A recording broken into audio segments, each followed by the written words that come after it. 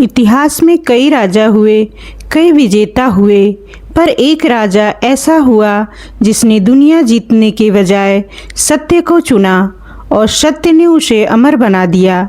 यह कथा है उस राजा की जिसने सब कुछ खो दिया पर अपना वचन नहीं, जिसने सत्य के लिए अपना राज्य, पत्नी और पुत्र तक को खो दिए। क्या सच इतना महंगा हो सकता है? आइए जानते हैं राजा हरिश्चंद्र की पूरी कहानी। सूर्यवंश, वही वंश जिसमें आगे चलकर भगवान राम का जन्म हुआ, उसी महान वंश में जन्म हुआ एक ऐसे बालक का जिसने आगे चलकर सत्य की परिभाषा बदल दी। राजा त्रिशंकु के महल में पुत्र जन्म हुआ। पूरे राज्य में उत्सव मनाया गया। राजपुरोहित ने भविष्यवाणी की, यह बालक साधारण राजा नहीं बनेगा, इसका नाम युगों तक लिया जाएगा। बालक का नाम रखा गया हरिश्चंद्र। छोटे हरिश्चंद्र गुरुकुल में शिक्षा ग्रहण करते। एक दिन खेलते समय एक बालक गलती से घायल हो गया। गुरु ने पूछा, किसने यह किया? सब चुप रहे, पर हरिश्चंद्र आगे आए। गुरुदेव, गलती मुझसे हुई। गुरु ने कहा, तुम्हें दंड मिलेगा। हरिश्चंद्र ने शांत भाव से दंड स्वीकार किया। गुरु मुस्कुराए, आज तुमने दंड नहीं, जीवन का सबसे बड़ा गुण प्राप्त किया है, सत्य। समय बीता, हरिश्चंद्र युवा हुए। उनका राज्याभिषेक हुआ। प्रजा खुश थी क्योंकि नया राजा न्यायप्रिय था। राजा ने घोषणा की, मेरे राज्य में अन्याय सहन नहीं होगा। गरीबों को सहायता, किसानों को राहत, व्यापारियों को सुरक्षा दी जाएगी। राज्य सुखी हो गया। हरिश्चंद्र का विवाह हुआ रानी तारामती से। कुछ वर्षों बाद पुत्र रोहितास का जन्म हुआ, जिनको लोग प्यार से रोहित भी कहते थे। महल में हंसी गूंजती। राजा स्वयं पुत्र के साथ समय बिताते। राज्य, परिवार, सम्मान सब कुछ पूर्ण था, परंतु देवताओं के लोक में एक प्रश्न उठ चुका था, क्या यह राजा हर परिस्थिति में सत्य निभा सकेगा? और इसी प्रश्न ने गुरु की सबसे बड़ी परीक्षा निकली। एक स्वप्न, एक वचन और एक ऐसा निर्णय जिसने एक समृद्ध सम्राट को एक ही दिन में निर्धन यात्री बना दिया। क्या सत्य का मार्ग सचमुच इतना कठिन होता है? राजा हरिश्चंद्र के राज्य की समृद्धि की चर्चा केवल पृथ्वी पर ही नहीं, देवलोक तक पहुंच चुकी थी। लोग कहते, धरती पर यदि धर्म देखना हो तो हरिश्चंद्र का राज्य देखो। देवताओं के बीच चर्चा होने लगी, क्या कोई मनुष्य हर परिस्थिति में सत्य का पालन कर सकता है? ऋषि विश्वामित्र ने कहा, मनुष्य का सत्य सुख तक ही सीमित रहता है, कठिन समय आने पर वह बदल जाता है। देवताओं ने कहा, यदि ऐसा है तो परीक्षा लेकर देखिए। विश्वामित्र ने निश्चय किया, हरिश्चंद्र की परीक्षा ली जाएगी। एक रात राजा गहरी नींद में थे। अचानक उन्होंने स्वप्न देखा, एक तेजस्वी ऋषि दरबार में खड़े हैं। विश्वामित्र बोले, राजन, मैंने एक महान यज्ञ का संकल्प लिया है, मुझे दान चाहिए। राजा ने स्वप्न में ही कहा, ऋषिवर, आप जो चाहें मांग लें। ऋषि ने शांत स्वर में कहा, मुझे आपका पूरा राज्य चाहिए। राजा ने बिना संकोच उत्तर दिया, स्वीकार है। इतना कहकर स्वप्न टूट गया। राजा ने सोचा, यह तो केवल सपना था, परंतु अगली सुबह दरबार सजा हुआ था। तभी द्वारपाल ने सूचना दी, ऋषि विश्वामित्र पधारे हैं। राजा स्वयं उसका स्वागत करने गए। विश्वामित्र ने सीधे कहा, राजन, आपने स्वप्न में अपना राज्य मुझे दान दिया था, अब उसे पूर्ण कीजिए। दरबार में सन्नाटा छा गया। मंत्री बोले, महाराज, स्वप्न में दिया गया वचन मान्य नहीं होता। पर राजा हरिश्चंद्र ने उत्तर दिया, सत्य स्वप्न और जागरण का भेद नहीं करता। दिया गया वचन वचन होता है। और उसी क्षण उन्होंने अपना राज्य त्याग दिया। राजा, रानी और राजकुमार महल छोड़ने लगे। तभी विश्वामित्र ने उन्हें रोक लिया। दान तो दे दिया, पर दक्षिणा कहाँ है? राजा चौंक गए। ऋषिवर, अब तो मेरे पास कुछ भी नहीं बचा। विश्वामित्र बोले, दान बिना दक्षिणा अधूरा होता है, तुम्हें दक्षिणा देना ही होगा। राजा ने विनम्रता से समय मांगा। ऋषि ने 1 माह का समय दिया। अब पूर्व सम्राट, उनकी रानी और छोटा पुत्र तीनों साधारण वस्त्र पहनकर राज्य से बाहर निकल पड़े। राजा के जाने की खबर पूरे नगर में फैल गई। प्रजा रोती हुई मार्ग के दोनों ओर खड़ी थी। लोग कह रहे थे, ऐसा राजा फिर कभी नहीं मिलेगा। रानी तारामती ने पहली बार अपने पति को चिंतित देखा। उन्होंने पूछा, राजन, अब आगे क्या होगा? राजा ने शांत स्वर में कहा, जब तक सत्य साथ है, मार्ग स्वयं बन जाएगा। पर उनके मन में पहली बार एक अनजाना भय जन्म ले चुका था। दिन बीतने लगे। पहले भोजन की कमी हुई, फिर आश्रय की। राजकुमार रोहितास थक जाता, भूख से रोता। राजा स्वयं जंगल से फल खोज कर लाते। रानी ने पहली बार राजसी जीवन की जगह कठिन वास्तविकता देखी। एक रात रानी ने धीरे से पूछा, क्या सत्य के लिए हमारा पुत्र भी कष्ट सहेगा? राजा के पास उत्तर नहीं था। दक्षिणा देने का समय निकट आ गया, पर उनके पास एक भी स्वर्ण मुद्राएं नहीं थी। राजा ने कहा, अब हमें स्वयं को बेचकर ही ऋषि का ऋण चुकाना होगा। रानी स्तब्ध रह गई। यह निर्णय उनके जीवन का सबसे बड़ा मोड़ बनने वाला था। अगले भाग में सत्य को बचाने के लिए राजा हरिश्चंद्र को लेना पड़ा वह निर्णय जिसे सुनकर इतिहास भी रो पड़ा। जब एक राजा स्वयं अपने परिवार को बेचने के लिए विवश हुआ, क्या कोई पिता स्वयं अपने पुत्र को किसी और के हाथों में सौंप सकता है? क्या कोई पति अपनी पत्नी को दासी बनते हुए देख सकता है? सत्य की राह अब राजा हरिश्चंद्र को उस मोड़ पर ले आई जहां हृदय और धर्म आमने सामने खड़े थे। दक्षिणा चुकाने की समय सीमा समाप्त होने वाली थी। राजा, रानी और बालक कई दिनों से भटक रहे थे। भोजन लगभग समाप्त हो चुका था। बालक रोहितास भूख और थकान से कमजोर हो रहा था। रानी ने धीमे स्वर में कहा, राजन, यदि ऋषि को दक्षिणा न दी गई तो क्या होगा? राजा ने गंभीर स्वर में उत्तर दिया, तब मेरा सत्य भंग होगा और जीवन भर का धर्म नष्ट हो जाएगा। लंबी चुप्पी छा गई। अंततः राजा ने निर्णय लिया, हमें स्वयं को बेच देना होगा। रानी ने आंखों में आंसू रोकते हुए कहा, यदि यही धर्म है तो मैं भी आपके साथ हूँ। तीनों काशी पहुँचे, जहाँ दासों की खरीद फरोख्त होती थी। राजा हरिश्चंद्र, जो कभी हजारों सैनिकों के स्वामी थे, आज बाजार में खड़े थे खुद को बेचने के लिए। लोग आश्चर्य से उन्हें देखते। एक धनी ब्राह्मण वहाँ आया। उसने अपने घर के लिए एक दासी चाहिए थी। उसने तारामती और रोहितास को खरीदने की इच्छा जताई। रानी ने राजा की ओर देखा। उनके चेहरे पर वेदना थी, पर विरोध नहीं। राजा ने कांपते स्वर में कहा, इनका ध्यान रखना। बालक रोहितास रोते हुए पिता से लिपट गया। पिताश्री, आप साथ क्यों नहीं चल रहे? राजा का हृदय टूट रहा था, पर उन्होंने स्वयं को कठोर बना लिया। पुत्र, यह समय की परीक्षा है। ब्राह्मण उन्हें अपने साथ ले गया। राजा अकेले खड़े रह गए। अब राजा को स्वयं को बेचना था। तभी एक चांडाल वहां आया, श्मशान का रखवाला। उसने अपने कार्य के लिए एक सेवक चाहिए था। उसने राजा को खरीदा। अब पूर्व सम्राट हरिश्चंद्र का कार्य था श्मशान में शवों के अंतिम संस्कार का कर वसूलना। राजा ने मन ही मन कहा, हे धर्म, मुझे शक्ति देना। रात का समय, चारों ओर धुआं, राख, रोते लोग। हरिश्चंद्र को आदेश दिया गया, जो भी शव आए बिना कर लिए दाह संस्कार न होने देना। राजा ने सिर झुका लिया।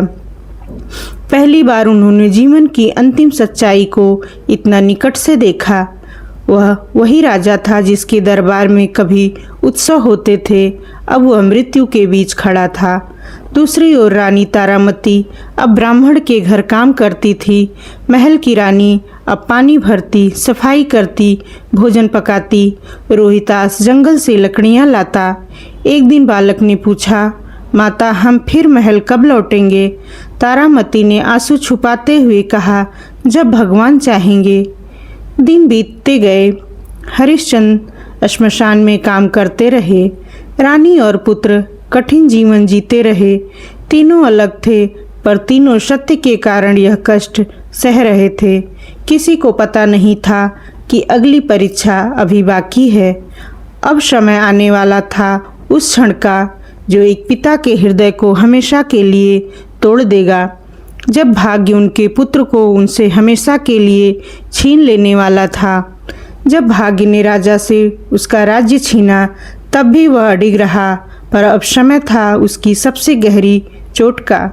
एक पिता ने उसके पुत्र को छीन लेने का। कई महीने बीत चुके थे। श्मशान अब हरिश्चंद्र के लिए अपरिचित नहीं रहा। दिन रात शव आते, लोग रोते और वह नियम के अनुसार कर लेकर अंतिम संस्कार की अनुमति देते। राजा का मन अब कठोर नहीं बल्कि शांत हो गया था। उन्होंने समझ लिया था कि जीवन और मृत्यु का चक्र सबको समान बना देता है, पर उन्हें नहीं पता था कि अगली चिंता उनके अपने जीवन को जला देने वाली है। उधर ब्राह्मण के घर जीवन कठिन होता जा रहा था। रोहितास रोज जंगल से लकड़ियां लाता, जिससे घर का काम चलता। एक दिन वह अकेला जंगल में गया। मौसम खराब था। आकाश में बादल गरज रहे थे। लकड़ियां इकट्ठा करते समय अचानक झाड़ियों से एक विषैला सर्प निकला और उसने बालक को डस लिया। रोहितास ने सहायता के लिए पुकारा, पर आसपास कोई नहीं था। कुछ ही देर में उसका शरीर निष्प्राण हो गया। शाम तक जब बालक घर नहीं लौटा तो तारामती चिंतित हुई। वह उसे खोजते हुए जंगल पहुंची। वहां अपने पुत्र को मृत पड़ा देखकर उनका हृदय फट गया। उन्होंने पुत्र को गोद में उठाया, पर अब जीवन लौट नहीं सकता था। आंसू रोकते हुए उन्होंने निर्णय लिया, पुत्र का अंतिम संस्कार करना होगा। रात के अंधेरे में अकेली माँ अपने पुत्र का शव लेकर श्मशान की ओर चल पड़ी।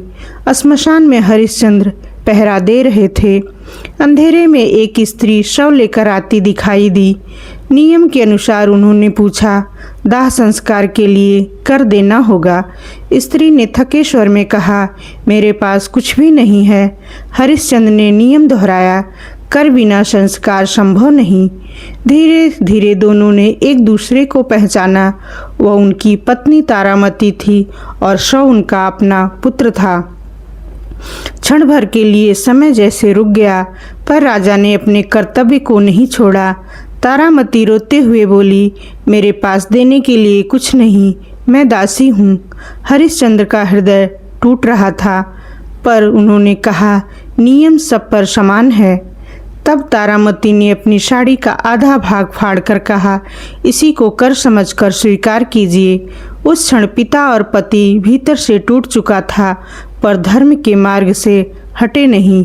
जैसे ही अंतिम संस्कार की तैयारी हुई, अचानक आकाश में प्रकाश फैल गया। देवताओं का आगमन होने वाला था, पर हरिश्चंद्र अभी भी नहीं जानते थे कि उनकी परीक्षा समाप्त होने वाली है। जब एक राजा सत्य के लिए अपने पुत्र का भी मोह छोड़ दे, तब स्वयं देवताओं को भी धरती पर उतरना पड़ता है। जब मनुष्य अपनी अंतिम सीमा तक सत्य का साथ निभा लेता है, तब स्वयं देवताओं को भी उनके सामने झुकना पड़ता है। शमशान में रात गहरी हो चुकी थी। तारामती अपने पुत्र के अंतिम संस्कार की तैयारी कर रही थी। हरिश्चंद्र, जिनका हृदय भीतर से टूट चुका था, फिर भी अपने कर्तव्य पर स्थिर खड़े थे। उसी क्षण अचानक आकाश में तेज प्रकाश फैल गया। वातावरण बदल गया। हवा शांत हो गई। श्मशान का अंधकार दिव्य प्रकाश से भर उठा। आकाश से देवराज इंद्र, धर्मराज और अन्य देवता प्रकट हुए। उनके साथ ऋषि विश्वामित्र भी उपस्थित थे। तारामती और हरिश्चंद्र आश्चर्य से यह दृश्य देख रहे थे। विश्वामित्र आगे बढ़े और बोले, राजन, यह सब आपकी परीक्षा थी। हरिश्चंद्र ने शांत स्वर में पूछा, यदि यह परीक्षा थी तो क्या अब भी कोई कर्तव्य शेष है?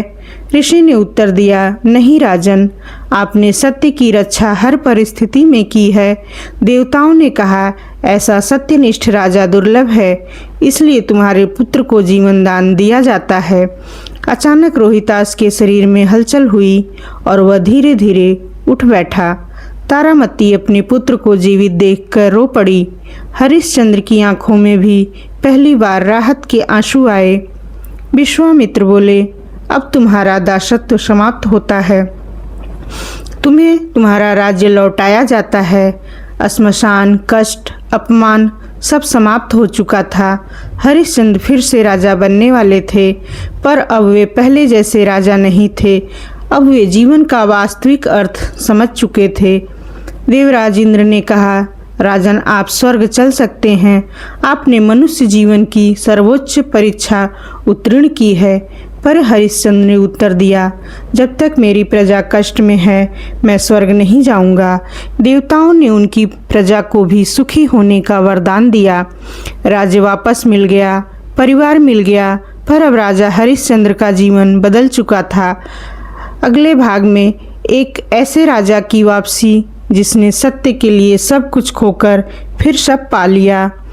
जिस राजा ने सत्य के लिए सब कुछ त्याग दिया था, अब वही राजा अपने राज्य में लौट रहा था, पर अब उसका हृदय पहले जैसा नहीं रहा। देवताओं के आशीर्वाद के बाद हरिश्चंद्र, रानी तारामती और रोहितास अपने राज्य लौटे। जब उनके लौटने का समाचार फैला, पूरी प्रजा मार्गों पर उमड़ पड़ी।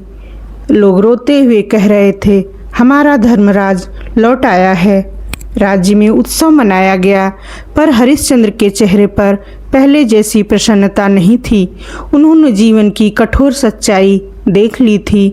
दरबार फिर से सजने लगा, मंत्री अपने पदों पर लौटे, शासन व्यवस्थित होने लगा, पर राजा अब अधिक शांत और गंभीर हो चुके थे। एक दिन मंत्री ने पूछा, महाराज, आप पहले जैसे प्रसन्न क्यों नहीं दिखते? राजा ने उत्तर दिया, श्मशान ने मुझे सिखा दिया कि राज्य, धन और वैभव क्षणिक हैं, केवल कर्म और सत्य स्थायी हैं। हरिश्चंद्र के शासन में न्याय और भी कठोर निष्पक्ष हो गया। कोई भी अपराधी दंड से नहीं बचता। गरीबों की सहायता बढ़ाई गई, किसानों पर कर कम किए गए, राज्य समृद्ध और शांतिपूर्ण बन गया। अब लोग उन्हें केवल राजा नहीं बल्कि धर्मराज कहने लगे। राजकुमार रोहितास बड़े होने लगे। हरिश्चंद्र स्वयं उसे शिक्षा देते। उन्होंने पुत्र से कहा, राजा का पहला धर्म है सत्य और प्रजा की रक्षा।